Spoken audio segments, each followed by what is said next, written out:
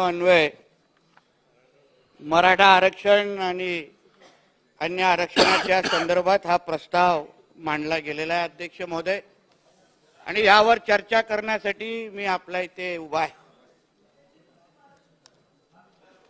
मुस्लिम धर्माच्या आधारे आरक्षण देऊ शकत नाही, धर्माच्या आधारे आरक्षण देऊ शकत नाही, समजून घ्या। त्याच्यावर बोलतो, जरा थांबून राहा जरा तिथे। अध्यक्ष महोदय बसून बोलू नका नाही, पण ते धर्माच्या आधारे देऊच शकत नाही, ते देण्याची इच्छाच नव्हती ते। अध्यक्ष महोदय, आज आपण मराठा आरक्षणावर चर्चा करण्यासाठी आपण इथे उभे आहोत अध्यक्ष महोदय, पण नेमकं आज अध्यक्ष महोदय ही चर्चा का करायला लागते? आपले ज्या लोकांनी आपले विचार इथे मांडले अध्यक्ष महोदय, सन्मान्य माजी मुख्यमंत्री अशोक चव्हाण साहेब असतील किंवा अन्य मान्यवर, प्रत्येकाने हाच विषय सांगितला की मराठा आरक्षण देण्याची जेव्हा वेळ येते तेव्हा प्रत्येकाने एकमुखी त्याला पाठिंबा देतात आणि त्यामुळे मराठा आरक्षण आपल्या राज्यामध्ये लागू झालेलं अध्यक्ष महोदय। जेव्हा एकमुखी सगळ्यांचा पाठिंबा आहे अध्यक्ष महोदय, मग मराठा आरक्षणाच्या निमित्ताने फक्त विशिष्ट लोकांनाच का टार्गेट केलं जात आहे? मराठा आरक्षण अध्यक्ष महोदय आपल्या राज्यामध्ये लागू होतं। आपल्याला हा विषय समजून घ्यायला पाहिजे अध्यक्ष महोदय की आपल्या राज्यामध्ये 16% मराठा समाजाला आरक्षण दिलं गेलं होतं। सन्मान्य देवेंद्र फडणवीस साहेब जेव्हा मुख्यमंत्री होते तेव्हा त्यांनी 16% मराठा आरक्षण दिलेलं आणि ते टिकून पण दाखवलं अध्यक्ष महोदय, नुसतं बोलत राहिले नाहीत। पण अध्यक्ष महोदय, ते जे टिकलेलं आरक्षण जे त्यांनी हायकोर्टात टिकवलं आणि सुप्रीम कोर्टात पण कसं तरेल यासाठी त्यांनी सगळे प्रयत्न केले अध्यक्ष महोदय, मग पुढे जाऊन ते आरक्षण कसं रद्द झालं? आज जे आपण उठसूट जे आपण देवेंद्र फडणवीसजींना आणि आमच्या सरकारवर जी काही टीका होते अध्यक्ष महोदय, अरे ज्या माणसाने आरक्षण दिलं, ज्या माणसाने आरक्षण टिकवलं, आज आपण महाराष्ट्रामध्ये त्यांनाच विलन करायला बघतोय। आणि ज्या लोकांच्या सरकारमध्ये ते आरक्षण घालवलं, रद्द झालं, त्यांच्याबद्दल कोण चकार बोलायला तयार नाही अध्यक्ष महोदय। आरक्षणाचे खरे मारेकरी कोण आहेत हे अध्यक्ष महोदय ह्या निमित्ताने खरंच चर्चेला आलं पाहिजे। जे आरक्षण आपल्या 16% आरक्षण मराठा समाजाला होतं ते जेव्हा कोर्टामध्ये टिकत होतं, देवेंद्रजींनी सगळ्या पद्धतीने टिकून दाखवलं, विविध मुद्दे मांडले, विविध चांगल्यातले चांगले वकील उभे केले, तज्ञांशी चर्चा करून ते आरक्षण कसं टिकवायचं यावर देवेंद्र फडणवीसजींनी मुख्यमंत्री म्हणून, त्यांच्या सरकारने मुख्य सरकार म्हणून सगळ्या पद्धतीचे प्रयत्न केले, म्हणून ते आरक्षण टिकलं। पण त्यानंतरच्या सरकारने अध्यक्ष महोदय नेमकं प्रामाणिक प्रयत्न केले का? अध्यक्ष महोदय, ज्या सरकारच्या प्रमुखांच्या स्वतःच्या मुखपत्रामध्ये जे 58 मोर्चे निघाले, त्या 58 मोर्चाला मुकामोर्चा म्हणून हिणवलं, अशा व्यक्ती नेतृत्व करत असतात सरकारनं मराठा समाजाला आरक्षण देणार आहे का? हा विषय विचार करायला पाहिजे ना अध्यक्ष महोदय। मग आपण आरक्षणाचे खरे मारेकरी कोण हा खरं म्हणजे प्रश्न विचारताच कामा नये। कारण का जेव्हा आरक्षण 19च्या नंतर जे सरकार आलं त्या सरकारने नेमकं खरंच प्रामाणिक प्रयत्न केले का? आता आमच्या अगोदरच्या ज्येष्ठ मान्यवरांनी विचार मांडत असताना सांगितले की ज्या अगोदरच्या सरकारने वकील दिले तेच सरकार आम्ही तेच काही वकील आम्ही पुढे केले, हे खोटं आहे अध्यक्ष महोदय, खरं नाहीये। 3 जे प्रमुख वकील होते त्याच्यामध्ये आमचे तुषार मेहताजी होते, ज्येष्ठ विधितज्ञ तुषार मेहता होते, आत्माराम नाडकर्णी होते, निशांत कातेश्वर होते। या 3 जणांना पण त्या सरकारने बदलला अध्यक्ष महोदय, त्यांना उभं राहायला दिलं नाही। हा विषय विचार करायला हवा अध्यक्ष महोदय। जे 1600 पानाचं परिशिष्ट तयार केलं गेलं अध्यक्ष महोदय, जे गायकवाड समिती नेमली गेली, त्या गायकवाड समितीने ज्या काही त्रुटी ज्याच्यामुळे मराठा आरक्षण भेटलं पाहिजे त्या त्रुटीचा अभ्यास केला, हिअरिंग घेतली आणि त्याच्यानंतर त्यांनी 1600 पानाचं परिशिष्ट व्यवस्थित तयार झालं। अध्यक्ष महोदय, त्यावेळीच्या देवेंद्रजींच्या नंतरच्या ज्या महाविकास आघाडीच्या नावाचं सरकार आलं अध्यक्ष महोदय त्याचं इंग्लिशमध्ये ट्रान्सलेशनच केलं नाही आणि कोर्टामध्ये दाखवलंच नाही अध्यक्ष महोदय. आणि मारेकरी म्हणतात कोणाला? अहो मारेकरी हे लोक आहेत ज्यांनी सरकार असताना एका बाजूला नुसतं केंद्राकडे ज्या काही झालं तरी बोट उचलायचं आणि जेव्हा जेव्हा कोर्टामध्ये तारीख होती अध्यक्ष महोदय यांचे वकील तिथे जाऊन काय उत्तर द्यायचं की अद्यापर्यंत आमची तयारी नाही, अद्यापर्यंत आमच्याकडे माहिती नाही. दोनदा अध्यक्ष महोदय कोर्टाच्या म्हणजे न्यायाधीशांनी तेव्हाच्या सरकारवर ताशरे ओढलेले आहेत अध्यक्ष महोदय.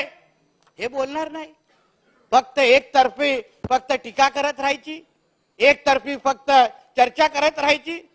अध्यक्ष महोदय जी काय हिंसा त्या निमित्ताने आता होते, जेव्हा सगळ्या जणांना आरक्षण हवंय, आमचे सन्मान्य राज्याचे मुख्यमंत्री यांनी छत्रपती शिवरायांची शपथ घेतली आहे. अहो छत्रपती शिवरायांची शपथ कुठलाही ज्वलंत मराठा कधीही खोटं घेऊ शकत नाही. आमच्या मुख्यमंत्री साहेबांनी घेतली आहे म्हणून मला विश्वासाने मी सांगतो कुठल्याही परिस्थितीमध्ये मराठ्यांना आरक्षण मिळणारच एवढी मी शाश्वती माझ्या सगळ्या मराठा समाजाला देतो अध्यक्ष महोदय, सगळ्या जणांना देतो.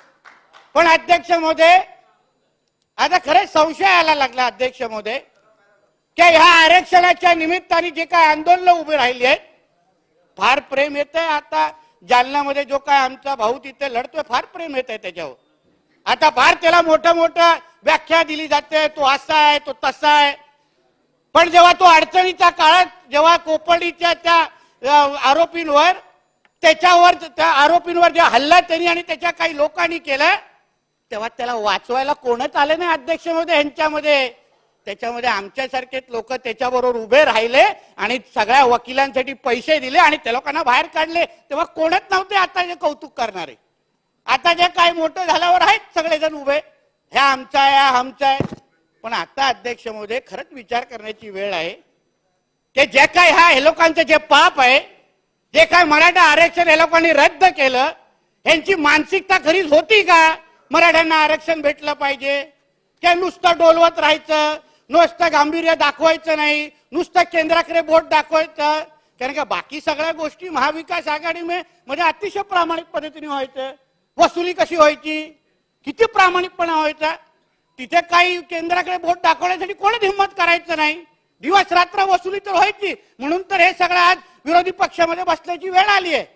पण अध्यक्ष महोदय प्रामाणिक पद्धतीने जसा आमच्या देवेंद्रजीने आरक्षण टिकवण्याचा प्रयत्न केला, आरक्षण टिकून दाखवलं, तसे प्रामाणिक प्रयत्न अगर पुढे झाले असते ना तर आज राज्यामध्ये ही हिंसा झाली नसती. आज जे असंख्य आमचे मराठी तरुण ज्यांनी आरक्षणाच्या मुद्द्यावर जी आत्महत्या केली आहे ते आत्महत्या करण्याची वेळच आली नसती. म्हणून त्यांच्या सगळ्या जे काही जीव त्यांनी घालवलं त्याचे जबाबदार पण हे सगळे जण आहेत अध्यक्ष महोदय. हे मी तुम्हाला टणकावून सांगतो. कारण हे लोकांनी प्रामाणिक पद्धतीने प्रयत्न केले नाहीत म्हणून आज राज्यामध्ये ही परिस्थिती तयार झालेली आहे. म्हणून तयार झाली अध्यक्ष महोदय. अध्यक्ष महोदय एक व्यक्ती उपोषणाला बसतो, किती असं त्याला आता वर्षानुवर्ष तो बिचारा आरक्षणासाठी प्रयत्न करतो ते ठीक आहे, ते सगळेजण त्याच्या समर्थनात आहेत. पण जे काय आजूबाजूला जे काय घडतंय, जी काय हिंसा घडते आणि मग हिंसेच्या नावाने फक्त आमच्या देवेंद्रजींना टार्गेट करायचं, काड्या लावायचे, हे काय सगळे टीका करायची. मग ह्याच्या मागे नेमकं कोण आहे ह्याचाही अभ्यास अध्यक्ष महोदय करायला पाहिजे. तो स्वतःहून बोलतोय की त्याच्या हातात कोणी स्क्रिप्ट दिलेली आहे की बाबा तू असं बोल, बाबा कोणाच्या दुसऱ्या कुठल्याच नेत्यावर अध्यक्ष महोदय महाराष्ट्रात टीका होत नाही, कुठल्या दुसऱ्या पक्षावर टीका होत नाही. फक्त एक माणसाला टार्गेट करण्याचं काम चाललंय. अगर खरंच प्रामाणिक अगर सगळ्यांवर अगर काही चूक सगळ्यांची काही चूक असेल तर मग सगळ्यांवर टीका झाली पाहिजे. गावबंदी, आता एका गावाचे काहीतरी फोटो मी पाहिले, एका बाजूला नेत्यांना गावबंदी, दुसऱ्या बाजूला कोणाचे तरी संघर्ष यात्रा निघतायत. म्हणजे काय मॅच फिक्सिंग आहे, मॅच फिक्सिंग झाली आहे त्याच्या नावाने. त्याच्यातले जे त्याच्या सभेच्या अगोदर जे व्याख्यान करणं, जे काही सभेची सुरुवात करणारे जे काही लोक आहेत, तो कारण प्रदीप सालुंके नावाचा आहे छत्रपती संभाजीराव नगरचा, आम्ही ओळखतो त्यांना. तो कसा दिसतो तिथे आणि मग त्याचे फोटो एका विशिष्ट पक्षाच्या ज्येष्ठ नेत्यांबरोबर कसे दिसतात. मग तो जो काही आता हल्ली जो अटक झाला तो 3 सप्टेंबरला एका ज्येष्ठ नेत्याबरोबर त्याचे फोटो कसे दिसले? अध्यक्ष महोदय, ह्याची उत्तर आम्हाला भेटली पाहिजेत ना. कारण का जो माणूस प्रामाणिक पद्धतीने प्रयत्न करतोय, ज्या माणसांनी मराठ्यांना इतिहासामध्ये आरक्षण देऊन दाखवलंय, त्याच्या नावाने जर टीका होत असेल तर मग ह्या सगळ्याचे आम्हाला स्पष्टीकरण आम्हाला द्यायलाच पाहिजे, आम्हाला मिळालंच पाहिजे. नाहीतर उगाच त्याच्या नावाने, आरक्षणाच्या नावाने अध्यक्ष महोदय अगर फक्त घाणेरडं राजकारण होत असेल तर ते आम्हाला मान्य नाही. मराठा समाजाला आरक्षण मिळालं पाहिजे यासाठी आम्ही सगळ्या जणांनी प्रयत्न केलाय. एकच कोण अजूनपर्यंत राहिलेला नाही.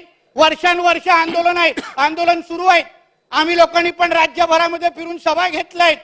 राणे समिती असेल, गायकवाड समिती असेल, असंख्य लोकांनी प्रयत्न करून सकारात्मक पद्धतीने आरक्षण कसं मिळावं यासाठी अध्यक्ष महोदय प्रयत्न केलेले आहेत. मग ते समाजाला आमच्या माहिती आहे. त्या समाजाला माहिती आहे की बाबा प्रामाणिक प्रयत्न करणारे कोण आहेत. पण आता जी काय परिस्थिती जी काय खराब होते ना अध्यक्ष महोदय, त्याची पण विचार करून मला वाटतं त्याची चौकशी झाली पाहिजे, त्याची चर्चाही झाली पाहिजे. या लोकांनी त्यांचं सरकार असताना अगर त्यांच्या चुका केल्या नसत्या, प्रामाणिक पद्धतीने ती केस तिथे लढवली असती तर आज महाराष्ट्रामध्ये ती परिस्थिती झालीच नसती. एका बाजूला तिथून तो म्हणतो की बाबा नाही बाबा मला शांततेत आंदोलन पाहिजे, मग ही लफडी कोण करतायत, दगडी कोण मारतायत, जे काय गोळी को काय तो सगळीकडे तो दाखवत फिरतोय. तो जो काय अटक झाला, दराडे काय बराडे नाव होतं ना त्याचा, बराटे, त्याच्या घरात त्याच्या इकडे त्याला जेव्हा पोलिसांनी अटक केली त्याच्याकडे पिस्तूल सापडला अध्यक्ष महोदय. त्याच्यावर गुन्हे 307, 302 सारखे गुन्हे आहेत. मग ह्याची चौकशी, ह्याची चर्चा व्हायला नको? मग फक्त देवेंद्रजींवर आणि गृह खात्यावर कसं बोट उचललं पाहिजे? त्या दिवशी दगडी कशाला मारली गेली? जेव्हा तो तिथे शांततेत आपला उपोषण करत असेल, मग तिकडे दगड मारण्याची कोणी तिथे सुरुवात केली आणि दगड मारल्यावर तिकडे पोलीस लाठीचार्ज नाही करणार का? याबद्दल पण विचार करायला पाहिजे. काहीतरी 64 आमचे पोलीस बांधव आणि त्याच्यामध्ये महिला पोलीस पण आहेत, ते जखमी झालेले अध्यक्ष महोदय. मग ह्या सगळ्या गोष्टी जे काय घडतायत, फक्त एकाच पक्षावर टीका होत नाही, एकाची संघर्ष यात्रा सुरू आहे, बाकी मग आमच्या एकाच नेत्यावर टीका होते. या सगळ्या गोष्टी काय आहेत? म्हणजे ह्याला राजकारण म्हणतात. ह्याच्यामध्ये राजकारणाचा वास येतो अध्यक्ष महोदय. मग ह्यावर आपला अध्यक्ष महोदय विचार करायला पाहिजे. आणि अध्यक्ष महोदय, माननीय मुख्यमंत्री साहेब सभागृहामध्ये आहेत, मी त्यांना विनंती करणार आहे. अध्यक्ष महोदय, मी कोकणातून येतो, आमचे बाकीचे काही सदस्य आहेत कोकणातले. अध्यक्ष महोदय, सरसकट कुणबी पत्र, जात प्रमाणपत्र देणं ह्याचा आम्हाला पाठिंबा नाही. पाठिंबा बिलकुल नाही, देता कामा नाही. जो मराठा समाजाचा आहे, ज्याला मराठा समाज म्हणून जात प्रमाणपत्र पाहिजे त्यांनी तसंच ठेवलं पाहिजे. ज्याला कुणबी पाहिजे त्यांनी कुणबी घ्यावं, पण सरसकट देणं, मुख्यमंत्री साहेब आपल्याला कळकळीचा विनंती करतो, असं काही करू नका, काही गरज नाही. म्हणजे मराठा हा शब्द इतिहासामध्ये मिटूनच टाकायचा, असे काय प्रयत्न सुरू आहेत का? म्हणून तो अगर काय चुकत असेल तर त्याला बसून समजू ना. तो काय असा काय कायदा तज्ञ नाहीये, तो आहेच आपल्यासारखा हाडामासाचा प्रयत्न करतो बाबा आरक्षणासाठी. बसून समजूत काढू, ऐकेल तो, ना ऐकला तर तरी बसून समजू त्याला. पण उगाच कुठल्या चुकीच्या मागण्या राज्य सरकारने मान्य करू नये. कुणबी समाज त्याच्या जागी योग्य पद्धतीने काम करतोय, फायदे घेतोय. मराठा समाज ज्या पद्धतीने त्यांना हक्क पाहिजे त्यांना हक्क मिळणारच. म्हणून हे सगळी परिस्थिती समजून घेऊन अध्यक्ष महोदय या पद्धतीची वाटचाल करायला हवी, अशी विनंती ह्या निमित्ताने मी तुम्हाला करतोय. नाही तर उगाच महाराष्ट्रामध्ये वातावरण खराब करण्याचं काम चाललंय. भुजबळ साहेब इथे आहेत, मी भुजबळ साहेबांना मी एक सांगेन, भुजबळ साहेब एक व्यक्ती म्हणजे मराठा समाज नाही. मराठा समाज म्हणजे आम्ही सगळे पण आहोत. आम्ही आमच्या ओबीसी बांधवांच्या विरोधात नाहीये. आम्ही बहुजन समाज म्हणून मराठा समाज, ओबीसी समाज, धनगर समाज, सगळे समाज एकत्र मिळून आम्ही महाराष्ट्रामध्ये आम्ही गुणगोविंदेने राहतो, एक दुसऱ्याला मदत करतो, एक दुसऱ्याच्या लग्न समारंभात जातो, एक दुसऱ्याच्या अडचणीमध्ये उभं राहतो. म्हणून उगाच एक दुसऱ्याला आव्हान देण्याची जे काही प्रयत्न सुरू आहेत सभेमध्ये, इथून बोलले ते तिथून, हे आपलं मान्य नाही अध्यक्ष महोदय. समाजांना पण मान्य नाही. कोण उगाच उद्या हे खालची मुलं लफडी करतील, दंगल करतील, मग त्यांच्या केसेस अंगावर पडल्यानंतर त्यांचं भविष्य खराब होईल. अध्यक्ष महोदय, आपण नेते मंडळी राहू घरी, आपल्याला काय होणार नाही, पण ते मुलांना आयुष्या डोक्यावर एक केस पडल्यानंतर त्या बिचाऱ्यांचं भविष्य खराब होणार. अध्यक्ष महोदय, म्हणून ह्या सगळ्या गोष्टी होता कामा नये. आपल्याला पाहिजे असेल तर चला आपण एकत्र व्यासपीठ तयार करू, त्याच्यामध्ये ओबीसी, धनगर, मराठा, आदिवासी सगळ्या लोकांची एकत्र सभा घेऊ राज्यामध्ये आणि सगळ्यांना सांगू की बाबा आम्हाला सगळ्यांना मराठा आरक्षण पाहिजे आणि कोणाच्याही दुसऱ्या आरक्षणाला हात न लावता आम्हाला मराठा आरक्षण हवंय, हे आमच्या लोकांची मागणी आहे. अध्यक्ष महोदय, आम्हाला 27% ओबीसी समाजाचं आरक्षण, त्याला 1% हात लावायचं नाही. अध्यक्ष महोदय, राज्य सरकार म्हणून डॉक्टर बाबासाहेब आंबेडकरांनी जी काही घटना लिहिली आहे त्याच्या 15(4) अनुसार राज्य सरकारला अपवादात्मक परिस्थितीमध्ये मागासलेपणा अगर राज्य सरकारने सिद्ध केला, जो राणे समितीने केला, मग गायकवाड समितीने केला आणि आता शिंदे समिती तेच काम करते, त्या अपवादात्मक परिस्थितीमध्ये आपल्या मराठा समाजाला राज्य सरकार आरक्षण देऊ शकतं. त्याच्यासाठी एवढं काय ते एवढं डोकं फोडण्याची गरज नाही. एवढं काय एक दुसऱ्याला आव्हान, तारखा आता 24 देणार, आता 1 देणार, काय चाललंय. अध्यक्ष महोदय, हाय सरकार सकारात्मक, हाय आमचे मुख्यमंत्री बोलतायत, आमचे दोन्ही उपमुख्यमंत्री बोलतोय, आम्ही सगळे बोलतोय की नाही बाबा आम्हाला मराठा आरक्षण द्यायचंय. मग धमक्या कशाला दिले जाते, मग आव्हान कशाला दिलं जात आहे. अगर आम्ही कोण बोलत असू की बाबा आम्हाला आरक्षण द्यायचं नाही, कोणाला काय आम्हाला अडचण आहे, मग ठीक आहे ना, ही सगळी परिस्थिती होणं. बरं, उगाच ही जे काय राज्याची काय परिस्थिती जी खराब करण्याचा प्रयत्न चाललाय अध्यक्ष महोदय, तो होता कामा नये. एवढी विनंती मी तुम्हाला आजच्या निमित्ताने करतोय. अन्य समाजाच्या आरक्षणाबद्दल पण उल्लेख आहे. धनगर समाजाला आरक्षण भेटलंच पाहिजे, त्यासाठी आमचं सरकार सकारात्मक आहे, काय त्याच्यामध्ये मागे पुढे बघणार नाही. त्याच्यापर्यंत धनगर समाजाला ज्या काही सवलती द्यायच्या आहेत त्या सगळ्या सवलती आमच्या देवेंद्र फडणवीसजींनी, आमचे शिंदे साहेबांनी, अजितदादांनी सगळ्यांनी चांगल्या पद्धतीने लागू केलेला, त्याच्यामध्ये काही दोन विचार नाही. पण अध्यक्ष महोदय, कोर्टाचा निर्णय आहे. अध्यक्ष महोदय, मी बोलत नाही, पण कोर्टाचा निर्णय आहे की धर्माच्या आधारे आरक्षण देऊ शकत नाही. मुस्लिम धर्मामध्ये पण असंख्य जाती आहेत, त्याचा अभ्यास करावा आणि मग त्याप्रमाणे पाहिजे तर आरक्षण मागावं. पण मुस्लिम धर्म म्हणून अध्यक्ष महोदय आरक्षण मिळू शकत नाही. म्हणून उगाचच्या अशा मागण्या करून वेळ वाया घालू नका, कारण का त्याला काय अर्थ राहत नाही. कारण का 4% आरक्षण पहिलं दिलेलं अध्यक्ष महोदय, पण ते कोर्टात टिकलं नाही. कोर्टाने सांगितलं काय बाबा धर्माच्या आधारे आरक्षण मिळू शकत नाही. जसं हिंदू धर्मामध्ये एवढं आरक्षण आहे तसे मुस्लिम जाती आहेत, तशी मुस्लिम धर्मामध्ये पण जाती आहेत. त्याचा अभ्यास करायला पाहिजे आणि आरक्षण त्याच्यातला जो काही जात आहे त्यांनी मागितली पाहिजे. मग फक्त एकालाच फक्त कशाला पाहिजे काय धर्माच्या नावाने आरक्षण द्या. म्हणून अध्यक्ष महोदय ती मागणी चुकीची आहे. खरं म्हटलं त्याच्यावर चर्चाच होता कामा नये असं माझं म्हणणं आहे. अध्यक्ष महोदय ह्या सगळ्या गोष्टी होत असताना, शेवटचं 1 मिनिट घेत अध्यक्ष महोदय, या सगळ्या गोष्टी होत असताना थोडं महाराष्ट्रामध्ये आजूबाजूला आपलं काय चाललं नाही खरंच लक्ष दिलं पाहिजे. जी ठाण्यामध्ये पडगा गावामध्ये जे काही कारवाई झाली अध्यक्ष महोदय, इस्लामीकरण करण्याची सुरुवात म्हणजे सिरियामध्ये जे काही चाललंय त्या पद्धतीने इस्लामीकरणाची सुरुवात ही त्या पडगा गावामध्ये सुरू झालेली. त्यांनी त्या गावाचं नाव बदलून अल शाम करून टाकलेलं.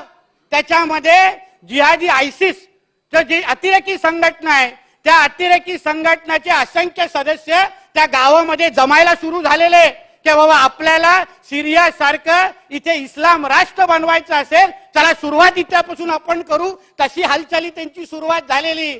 आपण एका बाजूने जातीमध्ये भांडत बसतोय आणि दुसऱ्या बाजूला हे अतिरेकी असेल, जिहादी असतील, जे काय आपल्या देशामध्ये करू पाहतायत, जे काय आपल्या कायदा आणि सुव्यवस्था अशांतता पसरवायला पाहतायत, त्याच्यावर पण अध्यक्ष महोदय आपण लक्ष घातलं पाहिजे. एवढं या निमित्ताने मी विनंती करतो. इथेच थांबतो. जय हिंद, जय महाराष्ट्र.